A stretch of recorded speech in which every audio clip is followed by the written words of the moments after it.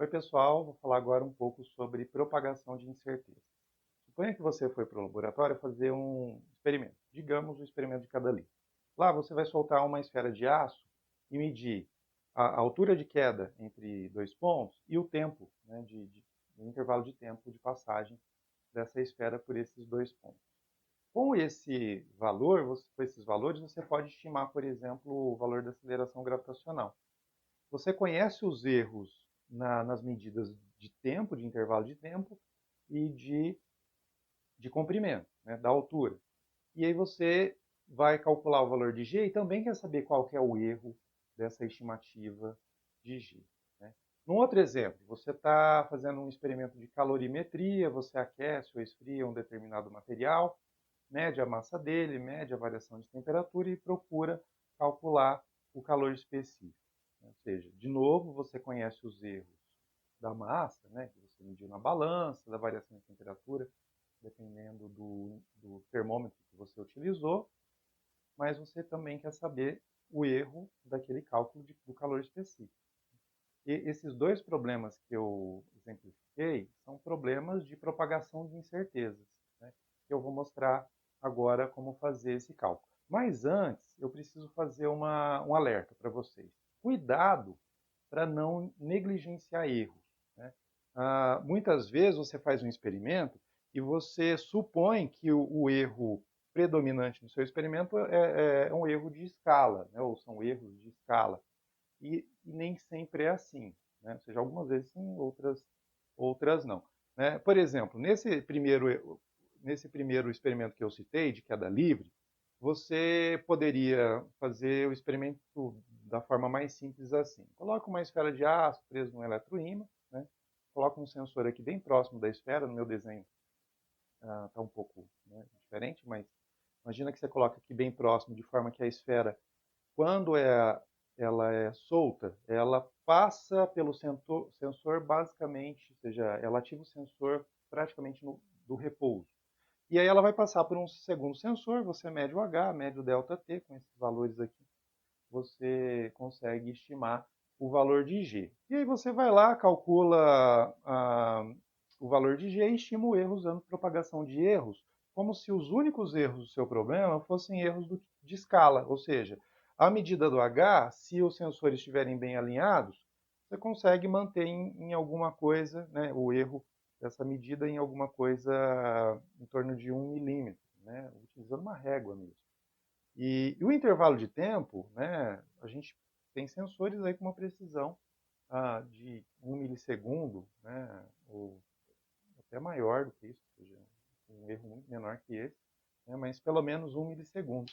E aí, veja, são erros pequenos que vão propagar um erro pequeno no cálculo de G. E aí, quando você calcula o valor de G, você obtém sei lá, né, em vez de 9,8, né, aproximadamente, você consegue 10,5, por exemplo. Só que aí o seu erro propagado é 0,1, e aí não faz muito sentido. Né? Então, o que aconteceu provavelmente? Na verdade, você tem outras questões aqui que estão ocorrendo. Né? Por exemplo, a esfera não sai do repouso. Você solta, mas ela demora um pouquinho para passar pelo sensor e aí ela já tem alguma velocidade. Cada vez por mais que você coloque ela na mesma posição do eletroímã, eventualmente ela não vai fazer a mesma trajetória de queda, né? Por causa da posição ali, o equipamento não é perfeito, né? E aí cada vez ela passa pelo sensor numa posição diferente. Além disso, a esfera não é um ponto, né? A esfera é um corpo extenso. Então, a hora ela ativa o sensor passando pela parte mais baixa, a hora ela ativa passando pela lateral. E esses erros, né, que são, de certa forma, aleatórios, né, você pode tentar diminuir um pouco, mas não muito, eles são geralmente maiores do que os erros de escala. Né? E aí, num exemplo como num experimento desse tipo, talvez fosse melhor você repetir a, a medida várias vezes e tratar o experimento com estatística para estimar o erro usando desvio padrão da média, por exemplo. Com esse cuidado, né, na cabeça, a gente então vai aprender como fazer o cálculo de propagação de erros, considerando primeiro algumas regras práticas. Por exemplo, suponha que você você faça a medida de duas, né, variáveis x e y, para as quais você conhece o erro, ΔX e ΔY, e aí você vai somar essas duas variáveis para obter uma nova variável, uma nova grandeza física z, ou seja, z igual a x mais y. Qual que é o erro do z, sabendo que você tem os erros de x e de y? Bom, vamos pensar o seguinte, né? Quando você descobrir o valor do z, ele vai ter um z, né, melhor ou mais provável, que eu estou abreviando, o m, zm, mais o erro, né, para cima, né, ou seja, mais ΔZ, isso vai dar um z máximo, né, que é o zm mais ΔX, e menos, né, ou seja, o valor provável está nesse intervalo, até o z mínimo, que é o zm menos o ΔX, né, da mesma forma que era para x e y, por exemplo. Né. O ΔZ, ou seja, opa, escrevi x ali, mas é z. Então,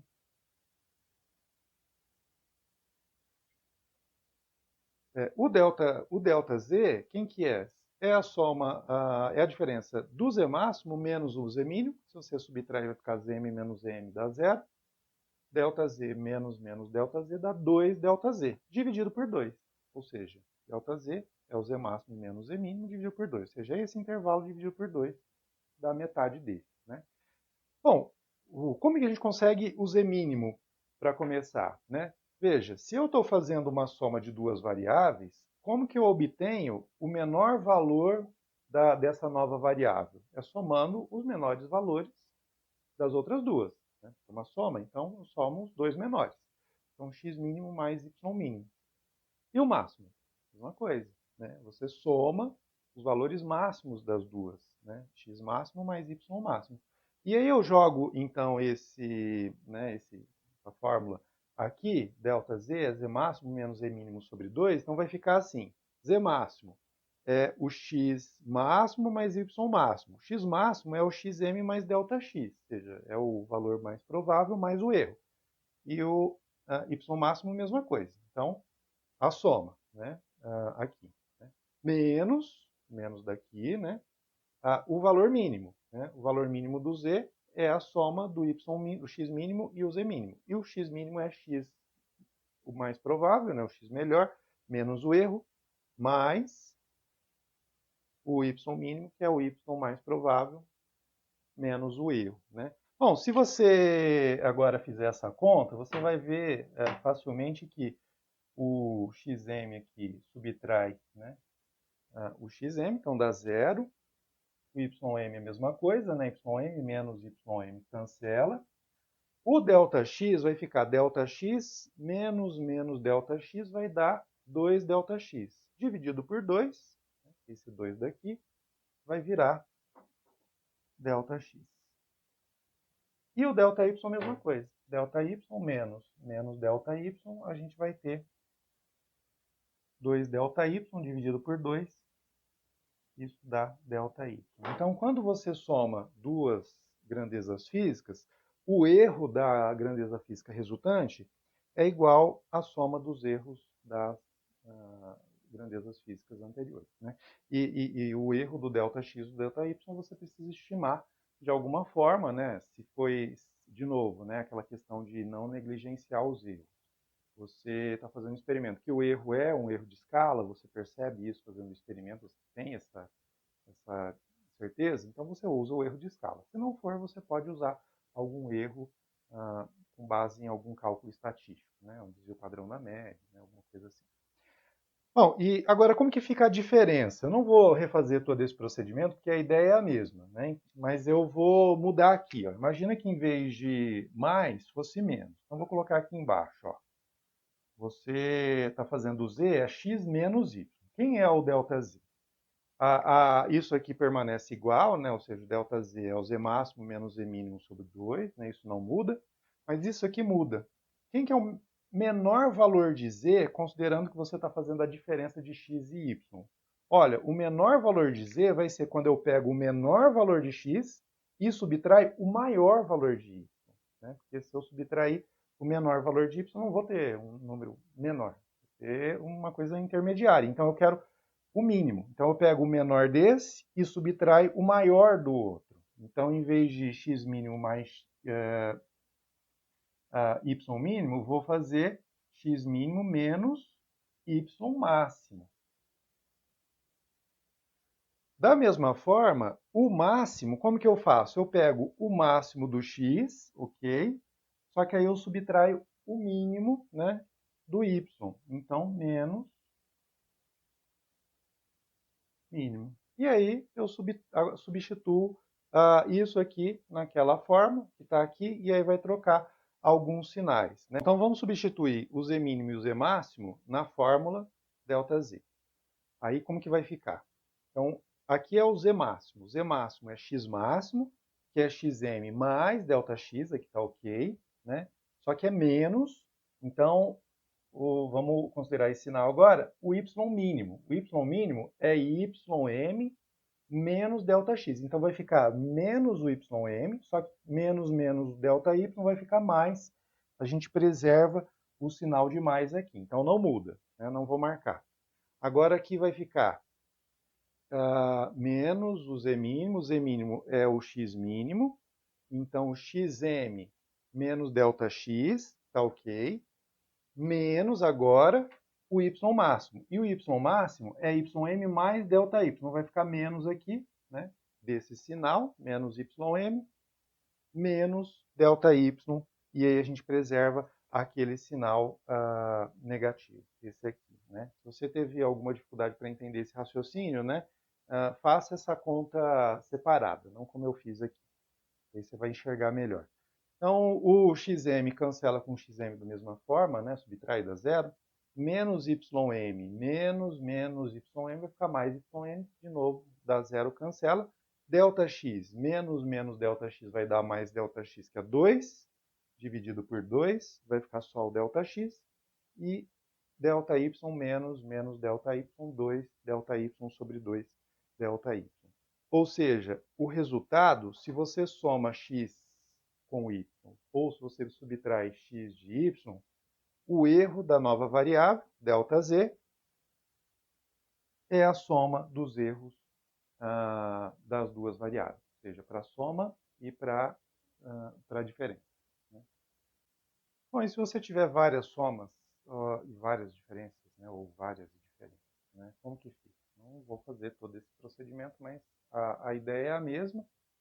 Você supõe que você calcula uma variável z, né, que é a soma ou diferença de várias, né, x1 menos x2 menos x3 mais x4, enfim, que não importa, né, é mais ou menos.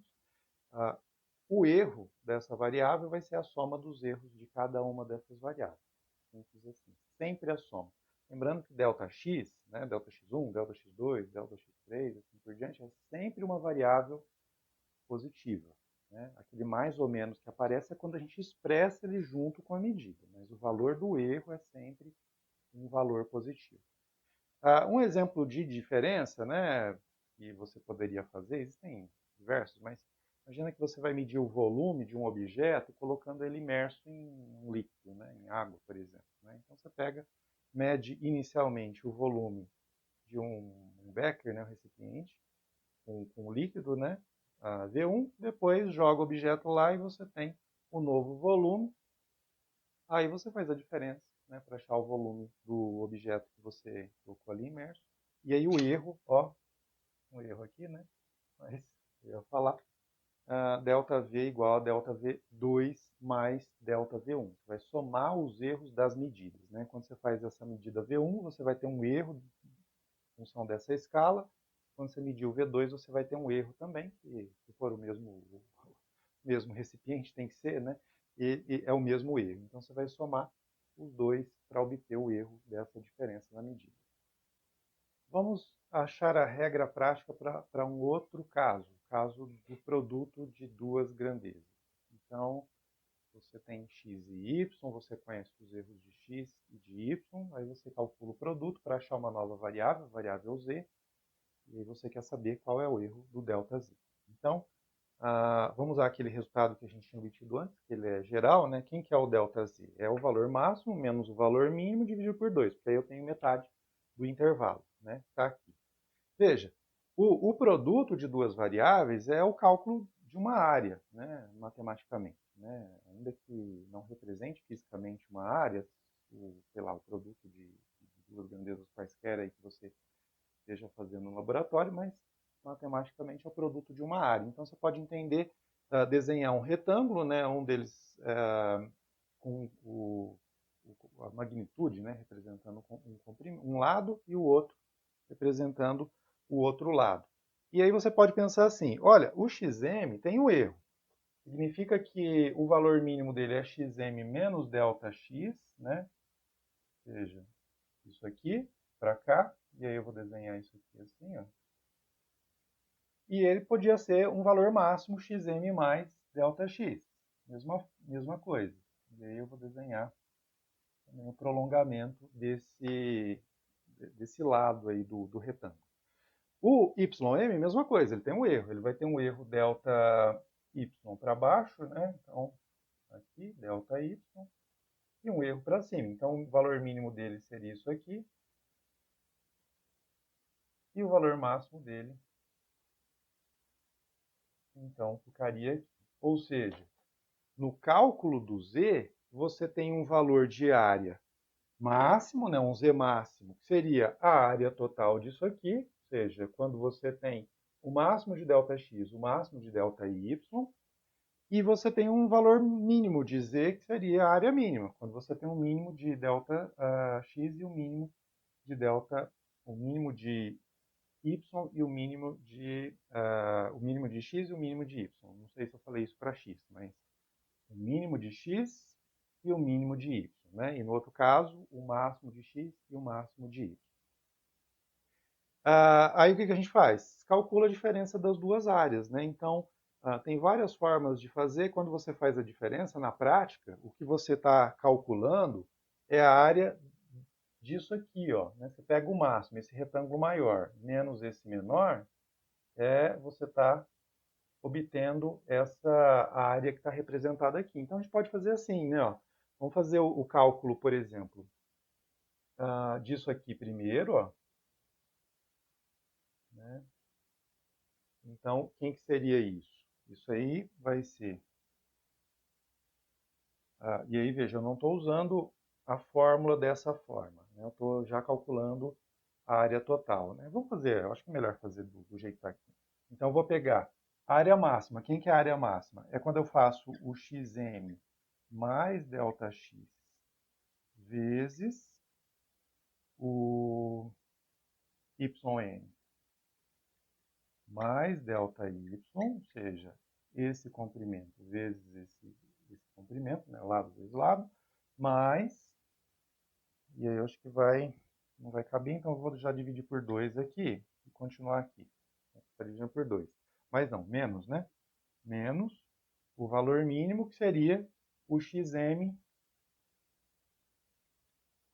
menos ΔX vezes o ym menos o ΔY sobre 2. Né? Veja, esse sobre 2 vai continuar aparecendo em todo mundo, então já vou deixar aqui. Vamos ver se a gente consegue visualizar o que cancela aqui. Ó, xm, aqui é menos,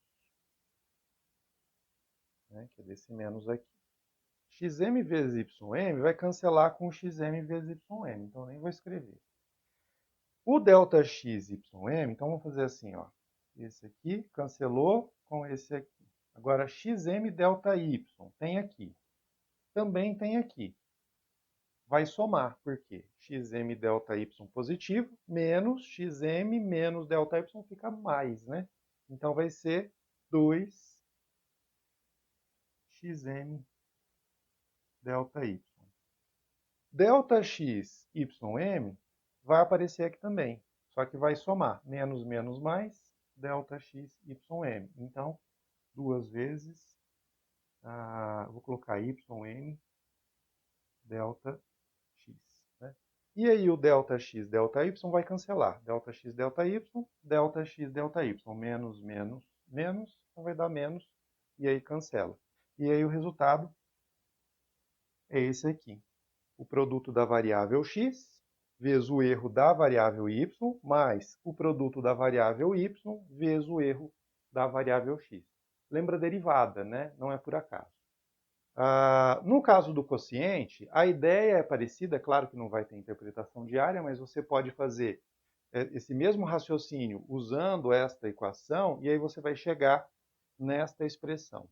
O valor da variável x vezes o erro da variável y, mais o valor da variável y vezes o erro da variável x, dividido por y quadrado. O resultado aqui tem que ser em módulo, né? Aqui eu não coloquei em módulo porque não fazia diferença, né? Elas são variáveis positivas quando elas representam área, mas nem sempre isso vai acontecer. O x e o y podem ser grandezas físicas com valores negativos.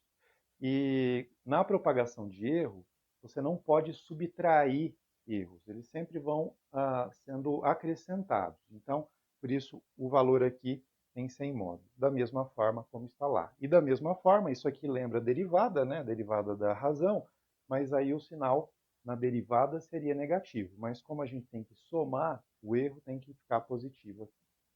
Vamos fazer um resumo agora dessas regras práticas que eu mostrei para vocês e mostrar duas novas. Você faz a diferença de duas variáveis, o erro dessa nova variável é a soma dos erros, né? Tanto para a soma quanto para a diferença. Ou seja, se aqui é mais ou se aqui é menos, você vai somar as duas de qualquer forma. No produto de duas variáveis, você faz essa conta, né? O módulo da variável x, o erro da variável y, mais o módulo do valor da variável y vezes o erro da variável x. Se é a razão, então a fórmula é parecida com essa de cima, né? Só que dividida por y quadrado.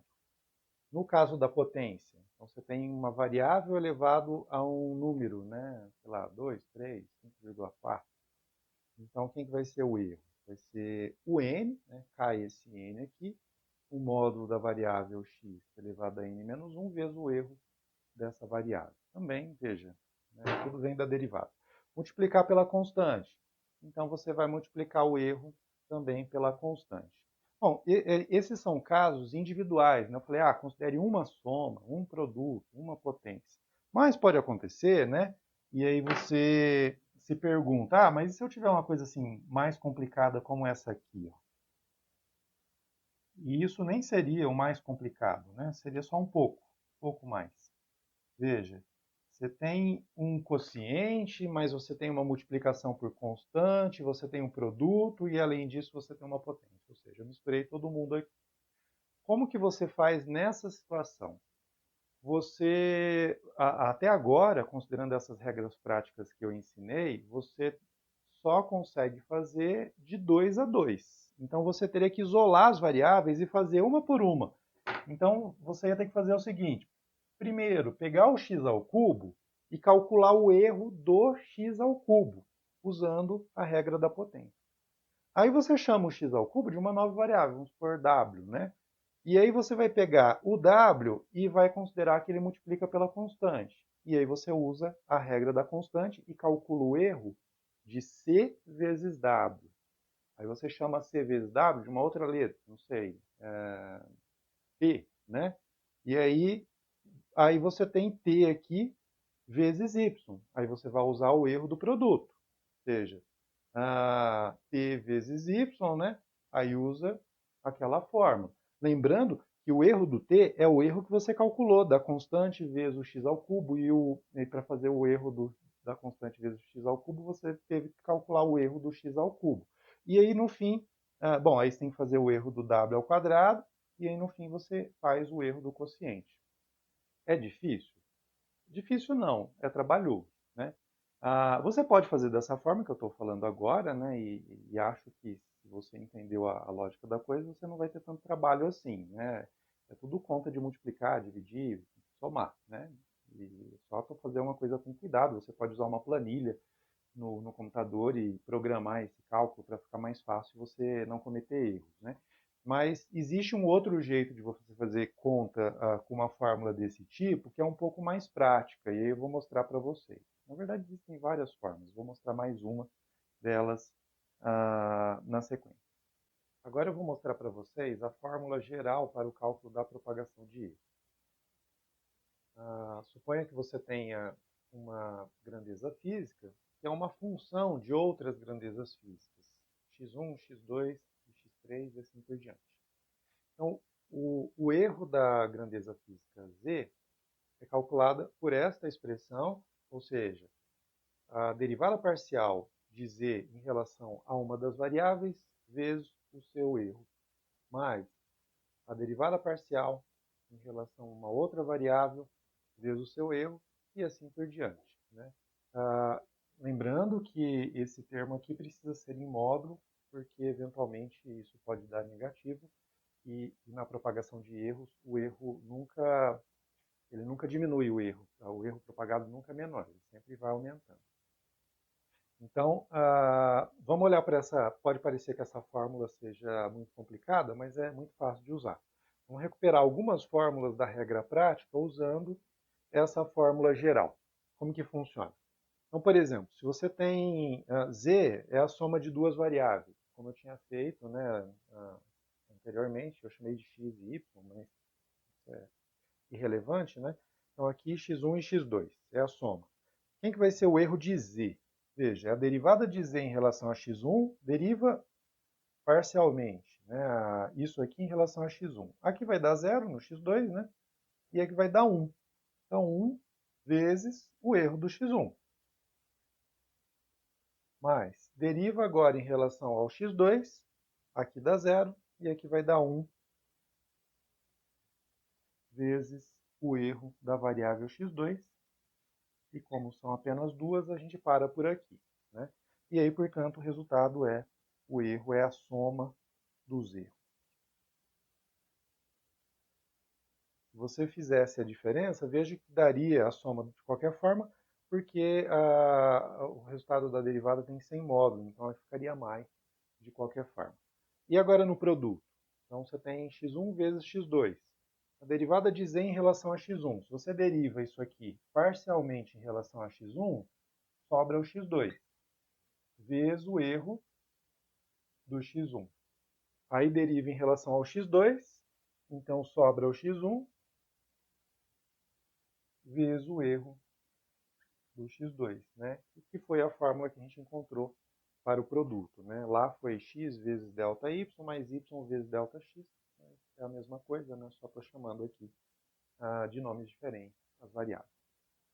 Vamos fazer um exemplo, então, para ilustrar esse cálculo de propagação de erro. Suponha que você tenha um cilindro, né, para o qual você meça a altura e o diâmetro, e aí você consegue calcular o volume desse cilindro, né, e a nossa intenção aqui é descobrir qual é o erro nesse volume, né, para reforçar aquela questão de não negligenciar o erro. Se for um cilindro bastante uniforme, que você não importa, né, a posição da medida que você faz utilizando um paquímetro, né, ou eventualmente uma régua para medir, e o resultado ele dá o mesmo, ou pelo menos se varia dentro da margem de erro do instrumento, você pode considerar o erro como sendo o erro de escala. Se o cilindro é mais irregular, ou seja, cada posição que você mede dá um valor diferente, então o melhor seria você fazer várias medidas de várias posições diferentes, e aí você tira a média e usa a média como resultado mais provável e o erro, o desvio padrão da média, né, para ambas as medidas, né, se for o caso. Bom, então, não estou dizendo como que foi feito isso aqui, os valores são hipotéticos, né? Então, suponha que você mediu D ou A, os valores são esses aqui. A fórmula de volume, né, embora seja dada pelo raio, o raio não é uma medida que a gente faz diretamente. Então, é melhor você escrever em termos do diâmetro, né? Raio diâmetro sobre 2, e aí a fórmula fica assim. Eu reescrevi neste quadro. Usando as regras práticas, o que você precisa fazer? Você vai ter que fazer passo a passo. Então, não existe um único jeito de fazer, mas você pode fazer as escolhas que você achar mais fácil para usar as regras práticas. Por exemplo, eu agrupei aqui o A com essa constante, que é o π sobre 4, que a gente pode tratar como exato, com o cuidado de usar o valor do π com um número de dígitos, pelo menos, maior do que a medição mais precisa, né? Então, nesse caso aqui, 4, né? Utilize o π com pelo menos 4 dígitos, né? Mas se você usar o da sua calculadora científica, ele tem muito mais do que isso, aí não tem problema, né? Desde que tenha mais do que 4 aqui, né? Então, eu vou chamar o π sobre 4 vezes a de x1 e vou chamar o d quadrado de x2, de forma que aí eu tenho um produto de duas variáveis. E aí, para x1, eu venho e calculo o erro. Se x1 é π sobre 4 vezes a, então eu uso a regra prática da constante vezes a grandeza física, né? Então, o erro, neste caso, é a constante vezes o erro da grandeza. Então, π sobre 4 vezes ΔA, ou seja, π sobre 4 vezes meio. Ah, aqui faltam as unidades. Então, vezes meio. E aí, fazendo essa conta, né, para a gente adiantar, eu já deixei tudo pronto. O resultado é esse aqui. Veja, esse é o erro do π sobre 4 vezes a, que eu chamei de x1. Para o d quadrado, para o x2, que é d quadrado, a regra é a regra da potência. Então, cai o 2 vezes d, vezes o erro do ΔD. Ou seja, 2 vezes 10,30 vezes o erro, que é 0,05. Né? Como a gente vai fazer o produto de dois números, né, com unidade, o resultado fica centímetro ao quadrado. Né? Porque é centímetro vezes centímetro, o resultado deu 1,03. Eu não fiz nenhum arredondamento aqui. Esse é o resultado da calculadora. Minha calculadora apresenta 10 dígitos. Aqui é porque ele só apresentou 1,03, não tinha mais nada na frente. Mas eu não arredondei. E aí o que você faz? Você considera todos os dígitos? Não precisa considerar todos os dígitos, mas como você está estimando um erro, né, o cálculo do erro, o ideal é que você mantenha alguns dígitos para que o erro de arredondamento não vá se acumulando. Então, por exemplo, aqui você precisa usar isso tudo? Não precisa, mas usa uns 3, pelo menos, ou 4, né? Ou se você fizer na calculadora, você vai usando o resultado da resposta anterior. Assim, ele considera todos que a sua calculadora é capaz de guardar, né? Então, eu vou manter esses todos aqui. Não faria tanta diferença se eu tivesse pego, por exemplo, 39,2 aqui, ou só o 39, talvez não mudasse tanto. Agora, se você pegar só 3 ou arredondar para 4, aí você vai acrescentar um erro de arredondamento que não é necessário. Então, guardo o ΔX1 e o ΔX2. Agora eu tenho um produto, x1 e x2. E aí a gente sabe que, bom, o volume é esse produto, né? E aí o erro do produto é dado por essa equação. Então, eu vou pegar x1, ou seja, quem que é o x1? π sobre 4 vezes a, né? O a está aqui, vezes o erro do x2. Quem que é o erro do x2? 1,03 centímetros quadrados. Mais o x2. Quem que é o x2? x2 é d quadrado. Então, vou pegar o d, 10,30, levar ao quadrado, e multiplicar por ΔX1, que é esse valor. E aí o resultado deu esse monte de dígito aqui. Agora, né, calcula o volume, né, pega, joga os valores de A, de D quadrado aqui, calcula o volume, e aí coloca os dois, o valor mais provável e o valor do seu erro, da sua incerteza, e a gente, para manter um único dígito no erro, a gente vai ignorar esses dígitos todos. Quer dizer, a gente ignora no seguinte sentido: se aqui fosse 1 ou 2, a gente ia fazer ele virar zero, mas ele ia continuar sendo 60. Só que esse zero, como eu disse no outro exemplo, não é significativo, né? Este zero daqui. E a gente mantém, então, a posição decimal correspondente ao erro, que é a casa das dezenas, significa que é este dígito, o 3, né? Então, 193, arredonda aqui, então ele fica 3, e aqui a gente vira zero, mais ou menos 60 centímetros cúbicos. Como manter dessa forma pode gerar uma ambiguidade, porque você pode acreditar, esquecer que você fez essa conta, e parecer que aqui você tem 4 algarismos significativos e não tem. O que você faz? Né? Você reescreve esse valor usando potências de 10. Né? Então, por exemplo, sei lá, se você quiser colocar 10 a 3 em evidência, então ficaria 1,93 mais ou menos. Então, estou colocando 10 a 3 em evidência. Então, esse 60 de cá vai ficar 0,06, né?